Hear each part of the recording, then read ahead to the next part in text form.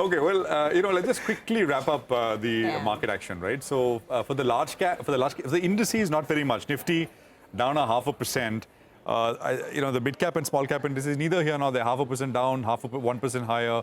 But Bank Nifty was a little pronounced, 1.8% Friday to Friday.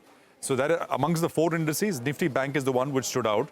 Otherwise, sectoral Friday to Friday, autos was a clear-cut loser. Full 5% knock for the Nifty Auto Index. And of course, outsized impact because of Bajaj.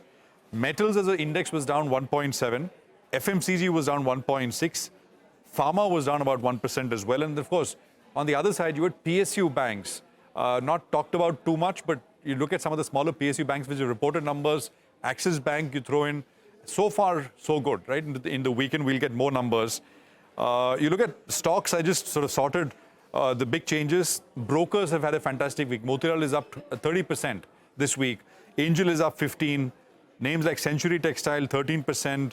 Sterling Solar were up 12%. Mastech 11%. 5-Star 10%. These AMCs, right? Aditya Birla AMC. And I don't know, of course, Mahesh has been, I'm sure, taking note, but won't talk about it. But 10% Friday to 11% Friday to Friday. Karur Vysya 10%.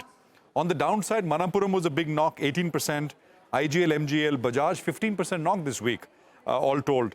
DMart was down 13%. We kind of forgot about DMart because that is the one, of course, which reported numbers early on. These cable and wire companies, KEI was down about 11%. Bandhan was down 9%, and so on and so forth. So, I mean, that's essentially just sort of, the change in stocks and indices that we saw. But I think more than anything else, and Mahesh, I think you'd agree, how the festive season really pans out. Right? Yeah. Consumer demand and consumer behavior. Yeah.